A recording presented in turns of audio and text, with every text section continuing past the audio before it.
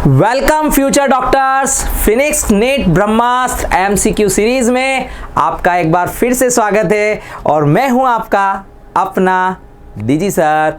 बच्चों, आज का ब्रह्मास्त्र है आयनिक इक्विलिब्रियम। यस, ये जबरदस्त ब्रह्मास्त्र लेकर आए हैं आज आपके लिए। आयनिक इक्विलिब्रियम हमारी इस सीरीज का मेन मकसद है आपके कंसेप्ट को बूस्ट कर देना, आपके कॉन्फिडेंस को बूस्ट कर देना, आपके रैंक को बूस्ट कर देना। तो चलिए कॉन्फिडेंस के साथ आगे बढ़ते हैं और अपनी रैंक को बूस्ट करते हैं और डेफिनेटली हमारी जीत पक्की करते हैं। हमारी नीट 2026 के लिए तैयारियों को और पुख्ता करते हैं। चलो बढ़ते हैं आगे पहले क्वेश्चन के साथ। आयनिक इक्विलिब्रियम, आयनिक इक्विलिब्रियम का पहला ही क्वेश्चन है प्यारे बच्चों, विच of the following is not a levies acid. और जब भी सवाल लेविज एसिड का आता है तो हमें ढूंढना है कि कौन लेविज एसिड है। तो कैसे ढूंढेंगे प्यारे बच्चों? तो हमें यह देखना पड़ेगा कि इनमें से या तो हम ये देखें कि कोई लोन पेयर डोनर है तो वो लेविज बेस हो जाएगा, तो रेस्ट ऑफ क्या हो जाएंगे हमारे लिए, लेविज एसिड हो जाएंगे। या फिर ये हम देख लें कि लेविज एसिड कौन है, तो नॉट अ लेविज एसिड है, तो कोई लोन पेयर डोनर होगा जो लेविज एसिड नहीं होगा। तो यहाँ कार्बन मोनोऑक्साइड देखो, अगर आपको कोऑर्डिनेशन कंपाउंड याद है, कोऑर्डिनेशन कंपाउंड में ये एक लोन पेयर डोनर होता है और एक स्ट्रॉन्ग लिगेंड की तरह भी काम करता है। तो कार्बन मोनोऑक्साइड यहाँ पर आंसर होगा not a levies acid. While अगर हम सिलिकॉन और सल्फर और जिंक की बात करें तो इन सबके पास वैकेंट डी ऑर्बिटल अवेलेबल है और due to the vacant D orbital ये सारे कंपाउंड लोन पेयर एक्सेप्टर हो जाते हैं।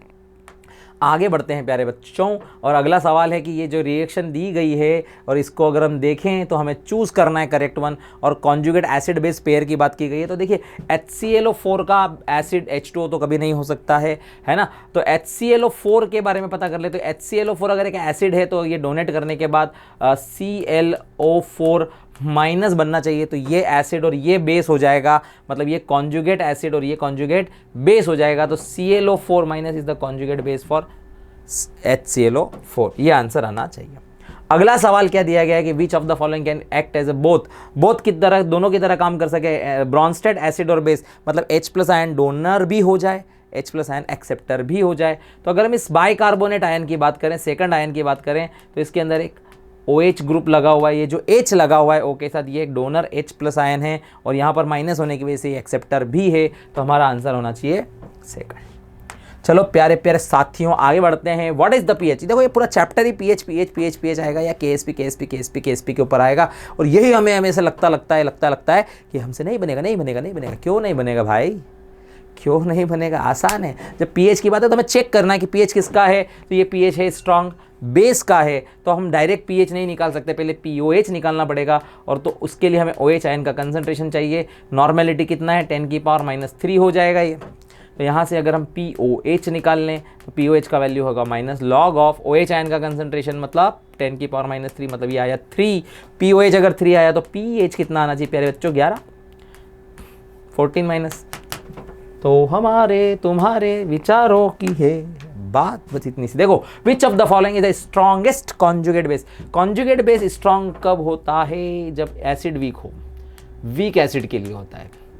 वीक एसिड का आयन, वीक एसिड आयन जो होता है, तो वीक एसिड का आयन कौन है यहाँ पर? एसीटेट आयन है। क्लोराइड, सल्फेट और नाइट्रेट ये सब क्या होते हैं? स्ट्रॉन्ग के लिए होते हैं। यहाँ पे बढ़ते हैं आगे। अमाइड आयन दिया गया है और इसका कॉन्जुगेट बेस पूछा गया है। कॉन्जुगेट बेस, एसिड क्या होता है? इसका कॉन्जुगेट एसिड, इसको H दे दो और इससे H ले लो। तो अगर मैं इससे H ले लूँ तो ये NH2 माइनस बन जाएगा। आगे बढ़ो प्यारे बच्चों।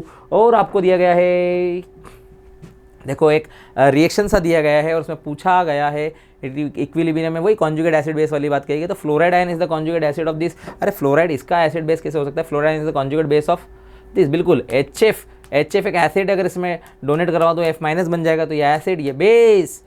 सेकंड आगे बढ़ो। विच of the following has pH? PH किसका पीएच है? देखो यहाँ पे सब बेस दिख रहे हैं। pH 12 तब होता है जब बेस हो। ये सब बेस है, तो अपन पहले वाले को चेक कर लेते हैं। तो पहले वाले का OH आयन का कंसंट्रेशन आपको मिल रहा है 10⁻²। तो OH आयन से हम POH निकालेंगे, ये हो जाएगा 2। तो pH कितना आएगा?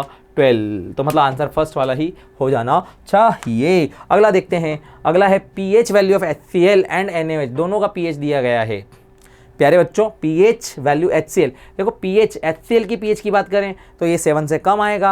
आपका जो नॉर्मेलिटी है वो 10⁻² है। 10⁻², है। तो मेरे प्यारे बच्चों pH अगर हम कैलकुलेट करें माइनस log 10⁻², तो ये 2 आ जाएगा। वहीं पर दूसरा है NaOH, और इसकी भी कंसंट्रेशन 10⁻² है, लेकिन ये OH आयन की कंसंट्रेशन है। तो प्यारे बच्चों इससे निकलेगा POH, और वो भी आएगा माइनस log 10⁻² बराबर 2। तो यहाँ से pH कितना आएगा 12, तो 2,12। सिंपल भी है, लेकिन कंसेप्ट तो बनाना पड़ेगा, कंसेप्ट को ही तो बुश करना है, इसीलिए तो हम ये इस तरह के क्वेश्चन ला रहे हैं। सिमिलर टाइप के है, लेकिन कैसे करना है देखो, यहाँ पे क्या दिया है 10⁻8, लेकिन ध्यान से देखिए यहाँ पे HCl दिया गया है, और HCl एक एसिड है, तो इसका pH 7 से ज़्यादा नहीं हो सकता, तो मतलब 7 नहीं हो सकता, 8 नहीं हो सकता, 7 से ज़्यादा नहीं हो सकता, तो आंसर यही होना चाहिए। एक और चीज़ ध्यान रखें, ये आया कैसे सर, ये आया कैसे, तो 10⁻7 से ऊपर चला गया है, तो 10⁻7 प्लस 10⁻8, ये एग्जैक्टली आपको H+ आयन का कंसंट्रेशन अब लेना पड़ेगा। और जब आप इसे सॉल्व कर लेंगे, H+ आयन का दोनों को ऐड कर देंगे, तो इससे जो pH निकलेगा वो 6.98 के आसपास निकल आएगा। तो प्यारे प्यारे बच्चों, अगला सवाल है NaOH, HCl एंड NaCl। देखो प्यारे बच्चों, अगर NaOH को अगर मैं पानी में डालूंगा तो बेसिक हो जाएगा, बेसिक सॉल्यूशन है, और उसका कंसंट्रेशन 10⁻3, तो POH कितना आएगा 3 आएगा, तो pH कितना आएगा 11 आएगा। HCl के लिए 3 आएगा, और ये कौन है NaCl, ये तो न्यूट्रल सॉल्ट है, तो आंसर क्या होना चाहिए 11, 3, 7 होना चाहिए। अगला सवाल क्या दिया है, अगला सवाल ऑर्डर ऑफ डिसोसिएशन, मतलब अल्फा की बात चल रही है। जब ये ऑर्डर ऑफ डिसोसिएशन की बात आ रही हो ना, तो अल्फा निकालना होगा। 0.1 नॉर्मल दिया गया है और डिसोसिएशन कांस्टेंट दिया गया है, तो अल्फा बराबर होता है √KA/C। जब डिसोसिएशन कांस्टेंट दिया हो तो ये लगाना, Ka का वैल्यू कितना है 10⁻⁵, और H नॉर्मेलिटी दी गई है 0.1। अगर इसको सॉल्व कर लें तो ये 0.1 ऊपर जाएगा, ये हो जाएगा हमारा 10⁻⁴, और बाहर निकल के आएगा तो 10⁻²। ये अल्फा हो गया 10⁻², ऑर्डर ऑफ डिसोसिएशन हो गया 10⁻²। चलो आगे बढ़ते हैं। अगला क्वेश्चन है degree of dissociation of acetic acid is given by, मतलब इस बार बेटा अल्फा ही दी गई है, अल्फा की वैल्यू दी गई है 0.1 इंटू C का इनवर्स दिया गया है, C का इनवर्स दिया गया है। तो बताओ pH, what is the pH value of the solution. pH निकालने के लिए क्या चाहिए H+ आयन का कंसंट्रेशन चाहिए, और वीक एसिड के लिए ये H+ आयन का कंसंट्रेशन C अल्फा के भी बराबर होता है। तो यहाँ पर हम क्या करेंगे, C इंटू अल्फा की value 0.1 into C inverse, C inverse से C कट गया। H+ आयन का वैल्यू कितना है 0.1, तो बताओ pH कितना आना चाहिए, -10⁻⁻1 करेंगे तो ये कितना आएगा 1 आना चाहिए। तो मेरे प्यारे प्यारे साथियों आगे बढ़ते हैं। आगे अगला क्वेश्चन क्या है, 25 degree Celsius dissociation constant of pure water is. देखो 25 डिग्री सेल्सियस पे Kw का वैल्यू पूछा गया हो तो 10⁻14 ही होता है, ज़्यादा सोचने का विचारने का नहीं है। अगला सवाल क्या दिया गया है, electrolyte of an electrolyte dissociate into the constituent. देखो डिग्री ऑफ डिसोसिएशन जो होती है वो होती है √K/C। अगर मैं कंसंट्रेशन को बढ़ाता हूँ तो डिग्री ऑफ डिसोसिएशन कम हो जाएगी। The degree of dissociation of electrolyte increase, अगर मेरे को इसको इंक्रीज करना है तो इसको डिक्रीज करना पड़ेगा। Concentration decrease, increase the concentration, decrease the concentration.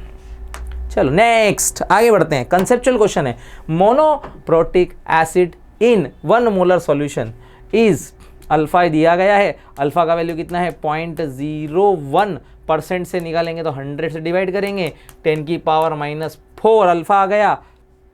Dissociation constant of this acid is, molarity दी गई है और अल्फा दी गई है और के निकालना हो, है ना, कंसंट्रेशन दिया, तो अल्फा बराबर कितना होता है बोलो √K/C। तो अल्फा हो गया 10⁻⁴ बराबर √KA/C। तो ये स्क्वायर कर दो इसका तो 10⁻8 हो जाएगा। तो मतलब मेरे प्यारे बच्चों आंसर फर्स्ट आना चाहिए। चलो आगे बढ़ते हैं। एक्सटेंट ऑफ आयनाइजेशन इंक्रीज करना है, तो आयनाइजेशन इंक्रीज करना है मतलब √K/C। अगर मुझे ये या तो कंसंट्रेशन कम कर दूं या पानी डाल दूं, वॉल्यूम बढ़ा देता हूं। वॉल्यूम इंक्रीज करेंगे तो कंसंट्रेशन कम हो जाएगा, पानी बढ़ाओ। अगला देखो, कंसंट्रेशन ऑफ साइनाइड आयन निकालना है। देखो HCN डिसोसिएट हुआ, कैसे होगा, H+ ion plus CN- ion, तो साइनाइड आयन का कंसंट्रेशन निकालना है। तो जो H+ आयन का कंसंट्रेशन होता है, NCERT का क्वेश्चन है, साइनाइड आयन का कंसंट्रेशन होता है वही C अल्फा होता है ना, और C अल्फा नहीं तो √KA/C ये भी होता है। तो मेरे प्यारे प्यारे बच्चों √K का, सर ये कैसे लोगों को पता चलेगा कि यार K दिया है तो K वाला बड्डा लगाएंगे, और अल्फ़ा दिए होगे तो अल्फ़ा वाला फंडा लगाएंगे। -10 इंटू सी का वैल्यू कितना है 0.1 तो लगभग लगभग लगभग लगभग यह हो गया 10 की पावर -12 मतलब 40 इंटू 10 की पावर -12 तो 40 हो जाएगा 3 6.3 थर्ड आएगा आंसर। देखो अगला करते हैं। ये इक्विलिब्रियम है और इसमें HCl डाल रहे हो आप, और वाह क्या बात है, HCl डाल दिया तो H प्लस आयन और Cl माइनस आयन डिसोसिएट होगा। ये वाला आयन इस वाले आयन से कॉमन है, कॉमन आयन की वजह से पीछे जाएगा तो अकेला थोड़ी जाएगा, इसको भी साथ में लेके जाएगा, मतलब HS माइनस आयन को डिक्रीज करता चला जाएगा। तो the concentration of hydrogen sulphide ion decrease, H2S increase हो जाएगा, इक्विलिब्रियम पीछे की तरफ चला जाएगा, इक्विलिब्रियम कांस्टेंट पे कोई असर नहीं होता है। चलो next, 0.02 molar monobasic acid dissociate 2%। ठीक है सर, मोलारिटी दी है, अल्फा दिया है, पीएच निकालना है तो भैया पीएच कैसा निकालोगे, H प्लस आयन बराबर होता है C अल्फा, यही होता है ना। तो C अल्फा 0.02 इंटू 2% मतलब 2/100। तो मेरे प्यारे बच्चों ये कितना हो गया 4 इंटू 10 की पावर -4। अच्छा ऐसा हो गया क्या, तो H प्लस आयन का कंसंट्रेशन तो आ गया तुम्हारा 4 इंटू 10 की पावर -4, तो तुम्हारा pH आना चाहिए -log 4 इंटू 10 की पावर -4 -log 4 प्लस 4 मतलब 4 से थोड़ा कम 3 point something something. Next, pH of a 0.1 acetic acid, ओहो हो मतलब molar acetic acid is 3, pH दिया गया है, इतना दिया बेटा बच्चों, pH दिया हो 3, द डिसोसिएशन कांस्टेंट Ka निकालना है और मोलारिटी दी है। ठीक है सर, इसका मतलब अगर हमारे पास H प्लस आयन का कंसंट्रेशन होता तो √K इंटू सी लगा देते, और pH दिया हो तो हम H प्लस आयन का कंसंट्रेशन निकाल सकते हैं एंटी लॉग से, एंटी लॉग ऑफ -pH बराबर हो जाएगा ये -3 मतलब 10 की पावर -3, ये हो गया 10 की पावर -3 बराबर √K तुम्हें निकालना है, C कितना है 0.1, दोनों तरफ का स्क्वायर कर दो और ये डिवाइड कर दो, Ka का वैल्यू आ जाएगा 10 की पावर -5। कंसेप्ट इंपॉर्टेंट है, क्वेश्चन भी इजी है लेकिन कंसेप्ट इंपॉर्टेंट है, ये जो आपको है ना ये निकालना आना चाहिए। Next, pH of a solution is increased, pH को इंक्रीज कर रहे हैं 3 to 6, 3 से 6 ले आ रहे हैं तो H प्लस आयन का कंसंट्रेशन डिक्रीज हो जाएगा, कितने टाइम डिक्रीज हो जाएगा, रिड्यूस हो जाएगा 1000 टाइम डिक्रीज हो जाएगा। Next, which of the following is alternate of hydrolysis constant of, ये कौन सा है भैया, अमोनियम साइनाइड है, अमोनियम साइनाइड। अच्छा जी आप अमोनियम साइनाइड हैं तो ये वीक बेस है और ये वीक एसिड से आया तो मतलब ये salt weak acid weak base salt है, तो इसका जो KH होता है इंटू Ka इंटू Kb होता है वो बराबर होता है Kw के, तो इसका जो हाइड्रोलिसिस कांस्टेंट KH हो जाएगा वो Kw by Ka into Kb हो जाएगा, ऐसा हो जाएगा, ऐसा हो जाएगा। आगे बढ़ते हैं, What will be the pH of 1 molar ammonium formate, ammonium format, अच्छा जी HCOONH4 ये होता है अमोनियम फॉर्मेट, ये भी वीक एसिड वीक बेस से बना हुआ है। और what will be the pH, pH इसका क्या होता है, वीक एसिड वीक बेस से बने हुए सॉल्ट का pH होता है half 14 plus pKa minus pKb, half 14 plus pKa कितना आ रहा है, दिया ही नहीं है, Ka कितना है 10 की पावर -4, तो pKa बराबर हो जाएगा -log ऑफ Ka मतलब 10 की पावर -4, तो ये वैल्यू आ गई 4। ऐसे ही pKb निकालना पड़ेगा, वो हो जाएगा -log 10 की पावर -5 मतलब हो जाएगा 5, यहाँ रख देते हैं, ये हो गया 4, ये हो गया 5, 18 - 5 मतलब 13/2 मतलब 6.5। तो हमें ये फॉर्मूला याद रहना जरूरी है, समझे। चलो आगे बढ़ते हैं। Ka for a acid is this, Ka दिया गया है, Ka कितना दिया गया है 3.5 इंटू 10 की पावर -3 दिया गया। Then the degree of hydrolysis of 0.05 molar of sodium cyanoacetate solution will have the following value। अच्छा जी, okay, the degree of hydrolysis of sodium cyanide, मतलब ये सॉल्ट की डिग्री ऑफ हाइड्रोलिसिस निकालनी है आपको। अब आपके पास सॉल्ट जो है, देखो सोडियम वाला सॉल्ट है, मतलब ये आपका हो गया बेसिक सॉल्ट। शाबाश। तो डिग्री ऑफ हाइड्रोलिसिस इसका होता है KH/C और ये KH होता है KW/KA/C। तो मेरे नन्हे मुन्ने शिकारियों, यहाँ पे KW का वैल्यू बोलो 10⁻⁻14 और K का वैल्यू कितना है 3.5 इंटू 10⁻⁻3 इंटू C का वैल्यू कितना है, C दिया है भैया, ये रहा 5 इंटू 10⁻⁻2। कहाँ है सर C, ये रहा था C। अब इसे सॉल्व कर लीजिए, आई होप आंसर आपका 4th आना चाहिए। चलो next, which of the following aqueous solution will have pH less than 7? Less than 7 मतलब एसिडिक होना चाहिए, बेस तो नहीं चलेगा, ये न्यूट्रल सॉल्ट है, नहीं चलेगा। एक स्ट्रॉन्ग एसिड और स्ट्रॉन्ग बेस से बनाओ सॉल्ट, नहीं चलेगा। स्ट्रॉन्ग बेस लेकिन वीक एसिड, बेसिक सॉल्ट है, बेसिक सॉल्ट है, नहीं चलेगा। ये देखो क्लोराइड आयन है, एसिडिक सॉल्ट है। Next, which of the following salt is acidic? देखो सॉल्ट का एसिडिक होना, यहाँ सब्दुर सोडियम दिख रहा है, मतलब स्ट्रॉन्ग बेस के साथ बना हुआ है। तो strong base, strong acid neutral होता है, स्ट्रॉन्ग बेस के साथ कहीं भी H दिखाई दे रहा है, यहाँ पर देखो ये रहा, तो वो जो H बचा हुआ है वो अभी भी फर्दर डोनेट हो सकता है, वो एक एसिडिक सॉल्ट है। An acidic buffer solution can be prepared by, कैसे प्रिपेयर्ड होता है? ऑब्वियस एक वीक एसिड चाहिए, एसिडिक बफर के लिए वीक एसिड चाहिए। हाइड्रोक्लोरिक एसिड नहीं नहीं चाहिए, सोडियम सल्फेट नहीं चाहिए, सोडियम सल्फेट नहीं, सल्फ्यूरिक एसिड नहीं चाहिए, सल्फ्यूरिक एसिड नहीं चाहिए, सिर्फ एसिटिक एसिड वाला ही फंडा हो सकता था। First answer. Next, buffering action कब मैक्सिमम होता है? जब सॉल्ट, अगर सॉल्ट का कंसंट्रेशन किसके कंसंट्रेशन के बराबर हो जाए, एसिड के, तब होता है। देखो pH बराबर होता है pKa प्लस लॉग सॉल्ट का कंसंट्रेशन डिवाइड बाय एसिड का कंसंट्रेशन, ये फॉर्मूला है। अगर इन दोनों का रेशो 1 आ जाए, ये कब होगा? जब ये दोनों बराबर हो जाए, और जब ये दोनों बराबर हो जाएं मतलब इन दोनों का रेशो 1 आना चाहिए फर्स्ट। ठीक है, आगे बढ़ते हैं। बेसिक बफर और ये ठीक है, अभी बताया मैंने। देखो बेसिक बफर का POH बराबर होता है pKb plus log salt by base. ठीक है, अब तुम चाहते हो कि ये POH माइनस pKb बराबर 1 आ जाए। अरे भैया ये 1 आना चाहिए, मतलब ये चीज़ का वैल्यू 1 आना चाहिए। ये 1 आने के लिए आपको इसका मतलब चाहिए कि लॉग सॉल्ट अपॉन दिस जो भी आ रहा है उसका वैल्यू लॉग 10 होना चाहिए। तो इसका मतलब ये लॉग 10/1 होना चाहिए। तो आंसर ये आना चाहिए।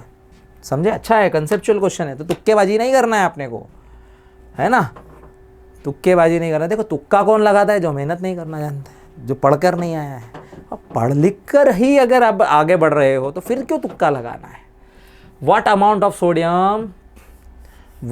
Of sodium propanoate should be added to 1 litre of an aqueous solution of containing 0.02 molar propanoic acid. ठीक है, अगर आप एक प्रोपेनोएट, सोडियम प्रोपेनोएट में प्रोपेनोइक एसिड वाला कंसेप्ट लगा रहे हैं, मतलब आपका बफर वाला ही कंसेप्ट लग रहा है, तो pH बराबर हो जाएगा pKa प्लस लॉग सॉल्ट का कंसंट्रेशन डिवाइड बाय एसिड का कंसंट्रेशन। क्योंकि यहाँ पे Ka का वैल्यू दिया है तो पहले अपन pKa निकाल लेते हैं। तो pKa बराबर हो जाएगा माइनस लॉग Ka का वैल्यू 1.34 इंटू 10⁻⁻5। तो मेरे प्यारे नन्हे मुन्ने साथियों, pKa बराबर हो जाएगा minus log 1.34 into 10⁻⁻5, right.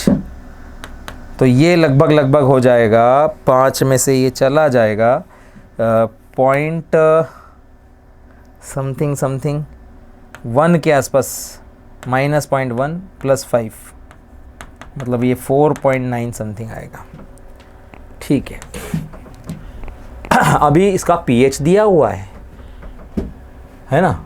pH दिया हुआ है और pK हमने निकाल लिया। ठीक है, तो pH माइनस दिस करते हैं 4.75 1.5 इक्वल टू हो गया 4.9 प्लस लॉग। अब ये पूछ रहा है कि the amount of sodium propanoate should be added to 1 litre of an aqueous solution containing 0.02 mole of propanoic acid, है ना। 1 लीटर ऑफ 0.02 कितना अमाउंट ऐड करेंगे, तो वो सॉल्ट का सॉल्ट की मात्रा निकालनी है, कितना अमाउंट मतलब हम जो है ऐड करें, तो हमें सॉल्ट का कंसंट्रेशन पता करना है और इसका दिया है 0.02 एसिड का, ठीक है। ओके, नाउ इसको इधर लाएंगे तो ये हो जाएगा -0.9 में से ये चला गया 5 मतलब 0.15 equal to log salt upon 0.02। अब इसका एंटी लॉग लेना पड़ेगा, तो एंटी लॉग जब इसका लेंगे तो ये वैल्यू अप्रॉक्सीमेट लगभग वापस ये आना चाहिए। देखो एंटी लॉग लेना पड़ेगा, एंटी लॉग ऑफ -0.15 इसका लेना है। तो मैं इसको लेता हूँ anti log of, generally exam में तो आपको एंटी लॉग का वैल्यू दिया होता है, लेकिन अभी तो हमें करना पड़ेगा, तो हम इसको ले सकते हैं -1 प्लस 0.85 ऐसा ले सकते हैं। तो मेरे प्यारे साथियों ये हो गया लगभग 7 × 10⁻⁻1 के आसपास। तो इसको मैं लिख सकता हूँ 7 × 10⁻⁻1 और ये मेरा हो गया, एंटी लॉग से लॉग कट गया था, तो अब ये कंसंट्रेशन आ गया सॉल्ट डिवाइड बाय 2 × 10⁻²। तो 7 2 जा 14 × 10⁻³ ये हो गया आपके सॉल्ट का कंसंट्रेशन। तो लगभग इसको अगर अपन सॉल्व करें तो ये 1.4 × 10⁻² बराबर ये सॉल्ट का कंसंट्रेशन, ये अप्रॉक्सीमेशन से निकाला है हमने, तो इसका आंसर 4th के आसपास आना चाहिए फिर इसका मतलब। Next required volume of water, कितना पानी चाहिए to dissolve 1 gram of BaSO4। KSP दिया गया है, तो सबसे पहले हम सॉल्युबिलिटी निकालते हैं।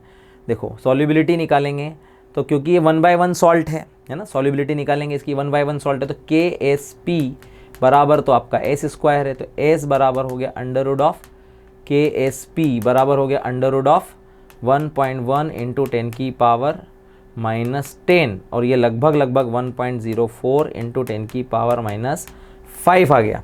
अब सॉल्युबिलिटी क्या होती है, मोल पर लीटर मतलब मोलारिटी, तो मोलारिटी मतलब सॉल्युबिलिटी S बराबर हो गया mass divide by molar mass by volume, जो आपको पता करना है। तो वॉल्यूम बराबर हो गया मास बाय मोलर मास, है ना, मास बाय मोलर, दो अमाउंट जो निकालना है वो एक्चुअली में वॉल्यूम का निकालना है, और ये 1 ग्राम दिया है, तो 1 ग्राम डिवाइड बाय BaSO4 का मोलर मास होता है लगभग 233.3, और ये सॉल्युबिलिटी की वैल्यू हमने कितनी निकाली 1.04 × 10⁻⁵। इस -5 को ऊपर लेके गए तो ये हो गया 10⁵ मतलब 1 2 3 4 5 डिवाइडेड बाय 233.33 × 1.04। इसे अगर आप सॉल्व कर लें तो ये वैल्यू लगभग 409 लीटर के आसपास आ जाएगी। अगला क्वेश्चन है concentration of silver ion already दिया है इन सैचुरेटेड सॉल्यूशन। अब मेरे प्यारे बच्चों Ag2CrO4 को मैं अगर डिसोसिएट करता हूँ तो 2Ag प्लस CrO4 2- बनता है। इसमें इसका कंसंट्रेशन है 1.5 × 10⁻⁻4, तो ओब्वियसली इसका कंसंट्रेशन इससे आधा हो जाएगा 1.5 डिवाइड बाय 2 × 10⁻⁻4। आपको सॉल्युबिलिटी प्रोडक्ट निकालना है, मतलब KSP निकालना है। वो क्या होगा, वो होगा सिल्वर आयन के कंसंट्रेशन का स्क्वायर इंटू क्रोमेट आयन का कंसंट्रेशन। ये आ जाएगा 1.5 इंटू 10⁻⁻4 टू टाइम 1.5 इंटू 10⁻4 और ये आ जाएगा 1.5 इंटू 10⁻⁻4 डिवाइड बाई 2।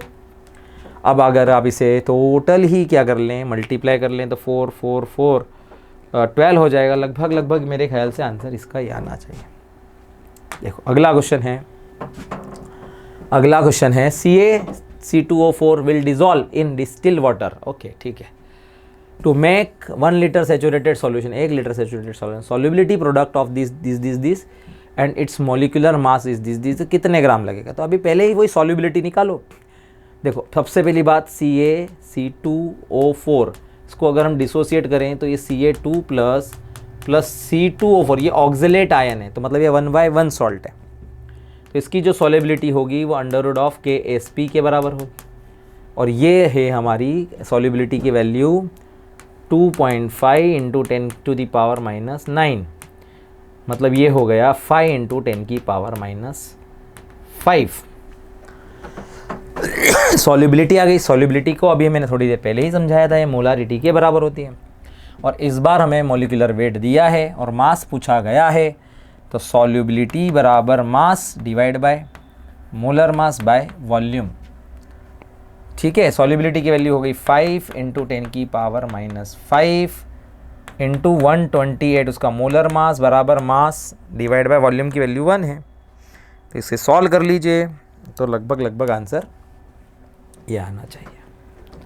तो बस स्टेप बाय स्टेप क्वेश्चन करिए, करते जाना है, क्वेश्चन रुकना नहीं है। यही तो ब्रह्मा सीरीज का है, मतलब है कि अब नहीं तो और फिर कब, अब नहीं तो कभी नहीं। विच of the following salt undergo anionic hydrolysis. देखो एनाइनिक हाइड्रोलिसिस तभी होता है जब आपके पास किसी वीक एसिड से बना हुआ एनायन हो। वीक एसिड का एनायन सल्फेट तो होता नहीं है, क्लोराइड भी नहीं होता है, क्लोराइड भी नहीं होता है। कौन सा आयन होता है वीक? कार्बोनेट आयन, जो कार्बोनिक एसिड से बनता है। तो ये आपको एनाइनिक हाइड्रोलिसिस दे देगा। नेक्स्ट क्वेश्चन क्या है, देखो 1 मोलर NaCl में 1 मोलर HCl मिलाएं तो NaCl तो हमारा न्यूट्रल है और HCl मिलाएंगे तो एसिडिक है, दोनों मिलाएंगे तो सॉल्यूशन एसिडिक हो जाएगा। तो उसका जो pH होगा वो 7 से तो कम ही आएगा। लेकिन अगर आप स्ट्रॉन्ग एसिड में NaCl मिला रहे हो तो वो बफर कभी नहीं हो सकता। तो ये तो आंसर नहीं है, आंसर होगा फर्स्ट। अगला क्वेश्चन आपको है what volume of 0.2 molar ammonium chloride solution should be added. कितना वॉल्यूम ऐड करेंगी 100 ml of 0.1 molar ammonium hydroxide should to produce a buffer of pH equal to 8.7। अभी देखो ये जो है ये एक बेसिक बफर है और इसका pH का वैल्यू हमारे पास 8.7 है। तो पहले मैं इसका POH निकालूंगा 14 माइनस 8.7, तो इसका जो pH आएगा वो आ जाएगा 5.3 समथिंग, राइट। अब हमारे पास POH आ गया 5.3 और हमें पता है POH बराबर बफर, बेसिक बफर के लिए pKb plus log concentration of salt divided by concentration of base होता है, राइट। सो ये पूछा है कि व्हाट वॉल्यूम ऑफ 0.2 मोलर और 0.1 था, इसका 100 ml दिया है। अब pKb भी दिया हुआ है 4.7 और POH तो हमने निकाल ही लिया है। तो ये हो जाएगा 5.3, इस pKb को इधर ले आते हैं, ये हो गया 4.7 इक्वल टू ये हो गया लॉग सॉल्ट का कंसंट्रेशन है 0.2 मोलर और उसका वॉल्यूम हमें पता करना है, डिवाइडेड बाय बेस, उसका कंसंट्रेशन है 0.1 इंटू 100। इसको सॉल्व करेंगे तो ये 0.6 आ जाएगा और ये हो गया लॉग, इसको इससे कैंसिल कर देते हैं तो ये हो गया 2V1 डिवाइड बाय 100, राइट। दोनों तरफ का एंटी लॉग लेते हैं तो एंटी लॉग ऑफ 0.6 जो होता है वो 4 होता है। तो 4 बराबर हो गया 2V1 बाय 100, तो V1 का वैल्यू आ गया 200, तो आंसर होना चाहिए 200। आया समझ में? इजी है। ओके, अगला क्वेश्चन है, आपको कुछ सॉल्युबिलिटीज दी गई हैं। AgCl की सॉल्युबिलिटी चेक करनी है प्योर वाटर में। एक तो आपके पास है प्योर वाटर, दूसरा है आपके पास 0.01 मोलर CaCl2। तो इसमें जो क्लोराइड आयन होंगे उसकी संख्या हो जाएगी 0.01 इंटू 2 मतलब 0.02। उसी तरह से तीसरा है हमारे पास 0.01 मोलर NaCl और इसमें क्लोराइड आयन की संख्या हो जाएगी 0.01। और तीसरा है हमारे पास AgNO3, कितना है 0.05 AgNO3। तो इसके अंदर Ag प्लस आयन की संख्या हो जाएगी 0.05। ये तीनों आयन जो होते हैं ये कॉमन है किसके साथ, AgCl के साथ। तो जैसे जैसे कॉमन आयन की कंसंट्रेशन बढ़ती है, जैसे जैसे कॉमन आयन का कंसंट्रेशन बढ़ता है, सॉल्युबिलिटी कम होती है। तो सबसे ज़्यादा सॉल्युबिलिटी आनी चाहिए प्योर वाटर में, मतलब S1 में। दूसरे नंबर पे सॉल्युबिलिटी आनी चाहिए इस NaCl के साथ, मतलब S3 में, फिर S2 में, और सबसे कम सॉल्युबिलिटी होनी चाहिए S4 में, क्योंकि यहाँ पर कॉमन आयन का कंसंट्रेशन ज़्यादा है। तो हमारा आंसर होना चाहिए S1 S3 S2 S4 मतलब थर्ड। समझे प्यारे बच्चों। अगला क्वेश्चन क्या है, ओह असर्शन रीजन टाइप के क्वेश्चन आ गए हैं। पूछा गया है कि अगर pH ऑफ अमोनियम क्लोराइड दिया गया है। अमोनियम क्लोराइड क्या है, एक एसिडिक सॉल्ट है। तो एसिडिक सॉल्ट का pH लेस देन 7 होता है, बिल्कुल करेक्ट बात है। और ammonium hydroxide is a weak base, बिल्कुल सही बात है, वीक बेस ही होता है in the light of the. और इस वीक बेस की वजह से जब ये HCl से ट्रीट करेंगे, इसीलिए इसका जो pH आ रहा होगा वो लेस देन 7 आ रहा होगा। तो इसका असर्शन भी सही है और रीज़न भी सही है। तो both assertion and reason are the correct explanation. Second answer लगाना है। इसमें स्टेटमेंट दिया गया है कि addition of acetate ion into an acetic acid solution resulting in decreasing the concentration of hydrogen ion. देखो एसिटिक एसिड क्या है, CH3COOH, और ये डिसोसिएट हुआ CH3COO minus plus H plus ion. अगर मैं ये वाला आयन कॉमन आयन को इसमें ऐड करता हूँ तो ये डिसोसिएशन पीछे चला जाएगा, मतलब ये साथ में हाइड्रोजन आयन का कंसंट्रेशन भी कम होने लगेगा। तो decrease in the concentration of, सही बात है। और due to the common ion effect equilibrium move direction undissociated acetic acid, ये भी सही बात है और रीज़न भी करेक्ट है। तो सेकंड आंसर है। अगला क्वेश्चन क्या है, ऑल आर्हेनियस एसिड, जैसे मान लो HCl है और H2SO4, ये आर्हेनियस एसिड होते हैं और सारे आर्हेनियस एसिड के पास प्रोटॉन डोनेट करने की क्षमता होती है। तो all Arrhenius acids are Bronsted acid, ये बिल्कुल करेक्ट है। लेकिन all Bronsted acids are Arrhenius acid, जैसे कि एग्जांपल के तौर पे अगर हम बात करें वाटर जो होता है वो ब्रॉन्स्टेड एसिड हो सकता है क्योंकि वो H प्लस आयन डोनेट करने की क्षमता रखता है। वो OH के ऊपर लोन पेयर होने की वजह से H प्लस आयन एक्सेप्ट करने की भी क्षमता रखता है। तो ब्रॉन्स्टेड में एसिड और बेस दोनों की तरह काम कर रहे हैं, लेकिन आर्हेनियस में ऐसा नहीं, आर्हेनियस का एसिड नहीं है वो। तो ये जो all Bronsted acids are Arrhenius acid, ये स्टेटमेंट क्या है, रॉन्ग है। मतलब पहला स्टेटमेंट असर्शन सही है, असर्शन सही है, रीजन गलत है। फर्स्ट आंसर है।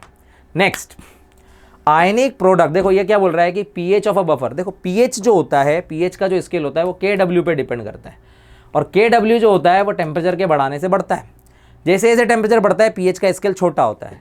तो pH ऑफ अ बफर, चाहे वो किसी का भी हो, बफर हो या कोई भी हो, टेम्परेचर बढ़ाओगे तो pH चेंज होगा। तो pH of a buffer change होगा, बिल्कुल होगा। और इसकी वजह कौन है, वो Kw है। सही बात है, तो करेक्ट एक्सप्लेनेशन भी है।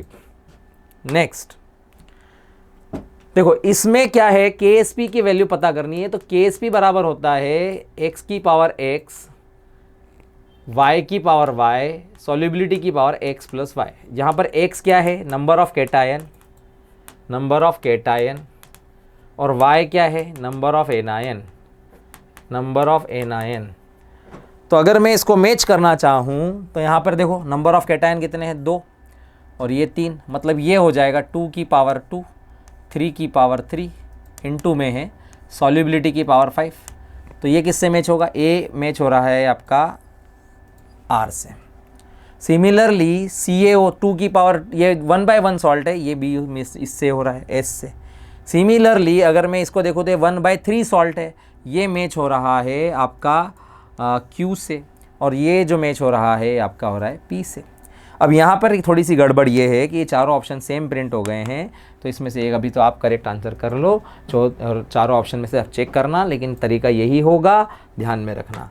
चलो प्यारे बच्चों, बहुत ही अच्छा शानदार ज़बरदस्त लेक्चर था, है ना। इसी जोश के साथ इसका एक और बूस्टर, इसका एक और ब्रह्मास्त्र लेकर आएंगे। आयनिक इक्विलिब्रियम के लिए एक ब्रह्मास्त्र आपको और देंगे, क्योंकि आयनिक इक्विलिब्रियम में अक्सर बच्चे कॉन्फिडेंस शो नहीं कर पाते, लेकिन मैं चाहता हूँ आपका कॉन्फिडेंस बूस्ट हो जाए, कॉन्सेप्ट बूस्ट हो जाए और रैंक डेफिनेटली बूस्ट हो जाए। इसलिए आयनिक इक्विलिब्रियम के लिए हम लाएंगे 2 ब्रह्मास्त्र। तो पहला ब्रह्मास्त्र आज था, अगले ब्रह्मास्त्र के साथ मिलेंगे नेक्स्ट लेक्चर में इसी जोश के साथ। तब तक के लिए सायोनारा, फिर मिलेंगे दोबारा।